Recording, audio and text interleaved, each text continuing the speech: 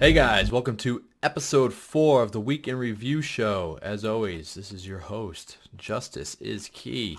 Today, we're going to go over the week that has just passed. It is Friday, so we just wrapped up mini games during the stream, so now I'm recording this episode so you fine folks can have an update that aren't able to watch the live streams throughout the week.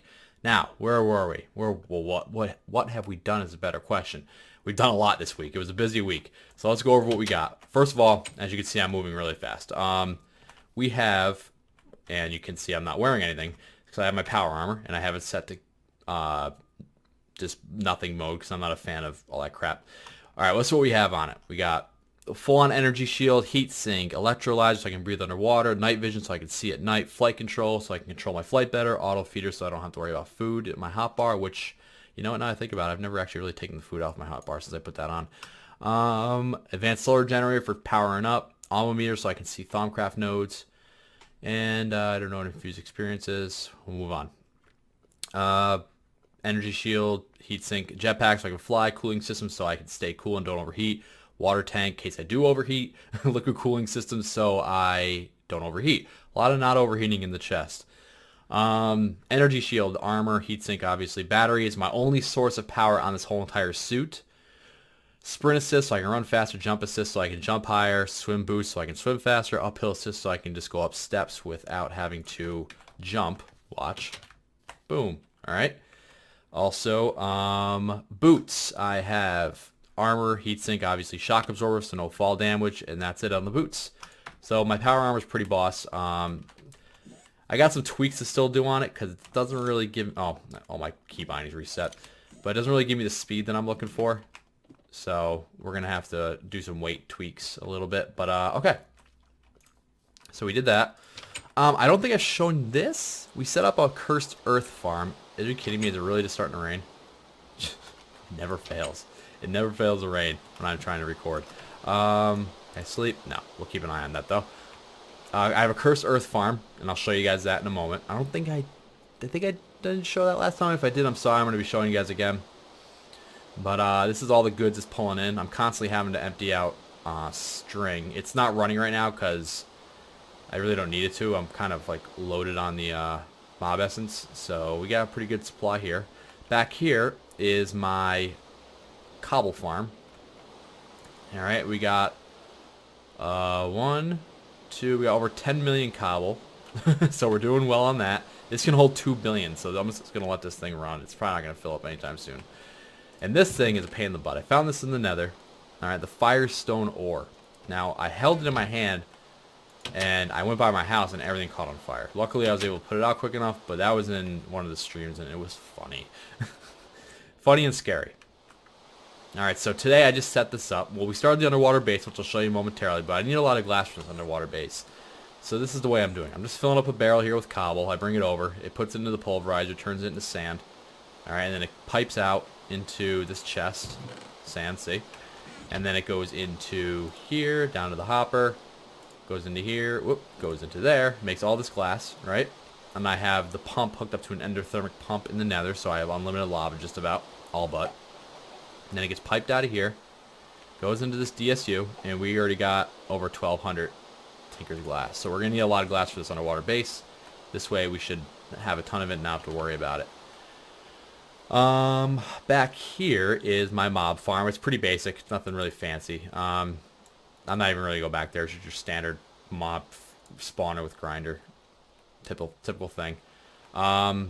The primary ME portion of the system is not here anymore. It's over at the new base, so I have this so I can still access my ME system from spawn. And up here we made the reactor bigger. Whoop, a little too high. So this thing's pumping out the MJs. I think it's going out of style or whatever it does. RF. Yeah, RF. And Elorium. Actually, we're going to be... Yeah, we'll leave it running. It's fine. It's not Elorium's a precious commodity anymore for us. Alright, in the house, what changes have been made? A few, actually. Like I said, we moved the majority of the ME system out of here. Still got the, so we can access everything, you know, from the base. This is why we're doing our resources, too, by the way. We are doing phenomenal. We have tons of diamonds, tons of iron. I mean, this is all the unprocessed ore. I just haven't gotten around to processing yet. And these are the ingots. Oop. So we're doing really well on ingots as well. No complaints really. We're doing pretty solid. Actually, take this with us. We'll go up and put this in. I put elevators in. I have an elevator here to get us up here, and I have an elevator here, which will bring us down as well. But this is the upstairs. I'm working on some Thaumcraft.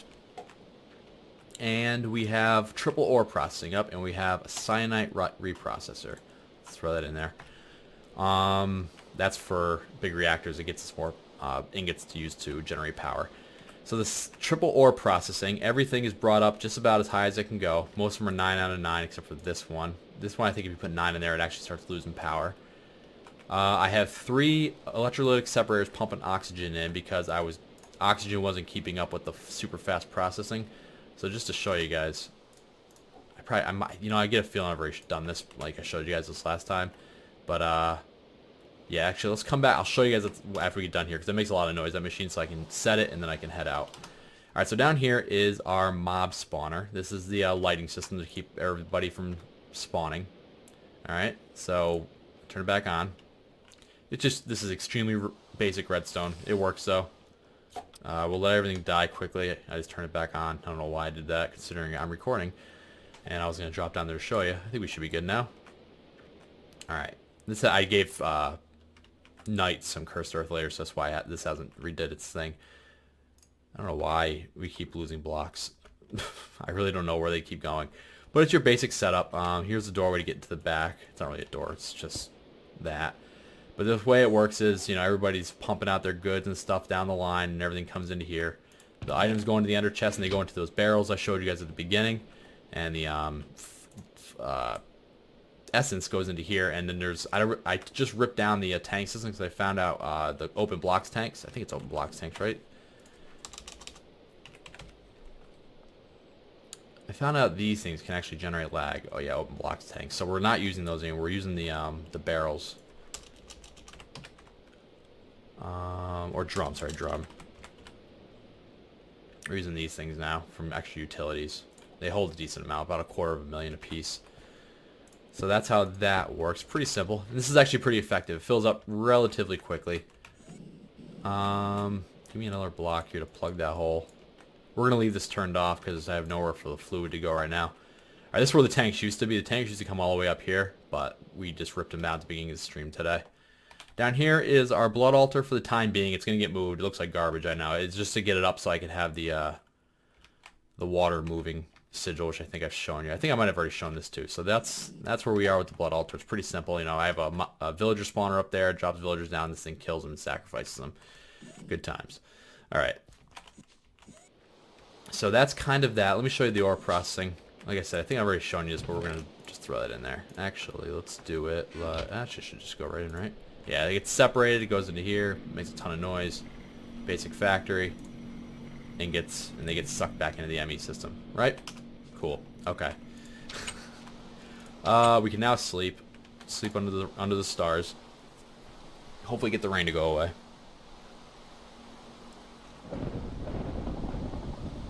Alright. Armor back on. So that's kind of everything we got going on over here. Not a lot happened. I mean, that's actually a decent amount of stuff that happened, but let me show you guys the these are teleposers. I know I haven't shown you these. These are from Blood Magic. They can teleport you around. This one is will send us somewhere, and this one, when we come back, will receive us on this one. It's pretty cool. These actually, this one is the smallest one. It just does the block that you're standing on, but it goes up to 7 by 7 by 7 as well. So you can make the big ones, but I just didn't need that. I just needed to go once. So teleport you like that. See, now we're in our new area. Let me actually turn these nodes off. I don't like having them showing there. Don't need that. Don't need that. Digital miner we've been setting up for just pulling in the ore as we keep it moving. We don't let it set too long. Alright, so the idea, and I think I've shown this. I think I did show you this last time, but this thing's freaking awesome. I love being able, this is great for just getting underwater quick. You know? It moves everything out of the way. It does it for lava too. It's very beneficial for building. So I built this the other day because I was bored. And I wanted to play with carpenter's blocks. Actually, let me get over here, hit K. We're going to hit F, turn on our flight mode. On, there we go. So that's my boat. I was going to get into mariculture, and the idea was to do all the mariculture stuff on here, but mariculture is very intense. Like, I have like a little pearl farm over here. I'm not really staying on top of it.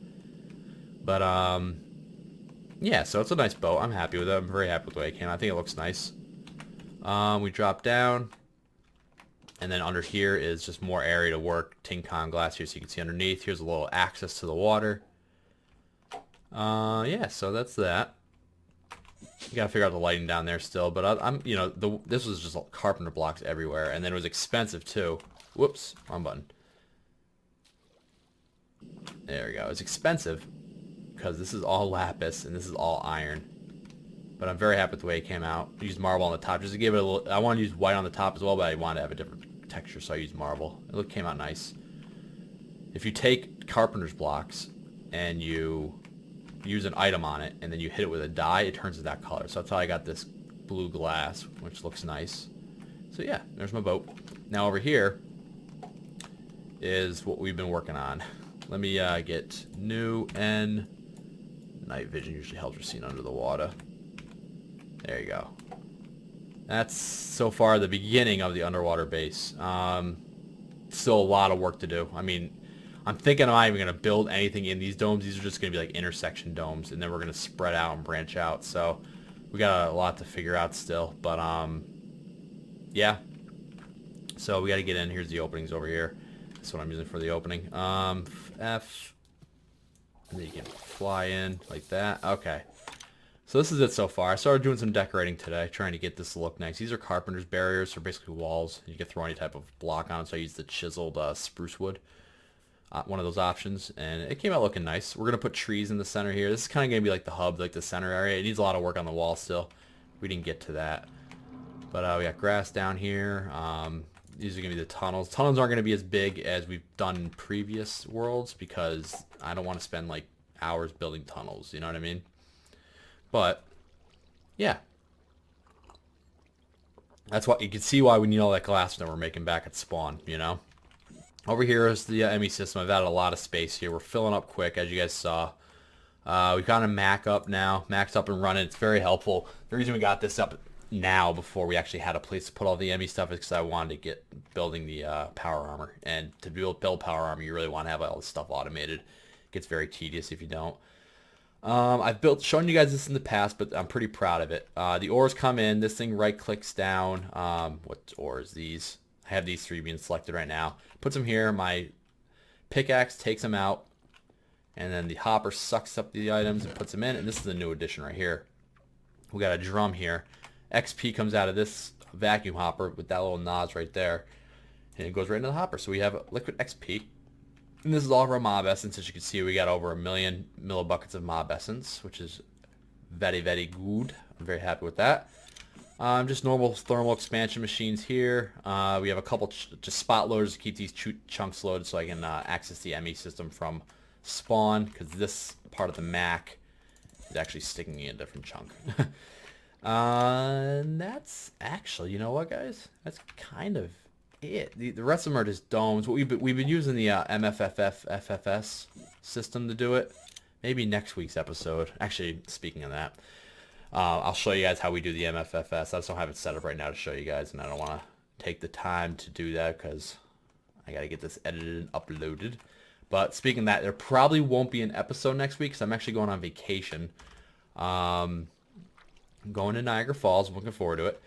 But so I'm only going to be like here to do a stream once on Friday, but I am doing a 12-hour plus stream on Saturday, August. I always have to look this up. I always forget. Saturday, August 9th. It's starting at 9 a.m. Eastern Standard Time. So we will we'll definitely have a good time then. It's going to be 12 hours plus. Hopefully significantly longer, but you never know. We'll see how everybody's doing, how we're, you know, if everybody's keeping me awake and stuff like that. It should be a good time. So please swing by if you can. And yeah. So as always, you know, the streams generally throughout the week when I'm not on vacation start at 9 a.m. Eastern Standard Time. And we go for about 4 hours generally till about 1 p.m.-ish. Unless I have something else I need to do. Like today I had to end it up early because we needed to film this episode, you know. So yeah, guys, so please, if you enjoyed the episode, if you think this is great, cool, awesome, whatever, please let me know in the comments, or if you think I can do something to improve, that'd be great as well. And don't forget to hit that like button. And until next time, guys, take care. Bye-bye.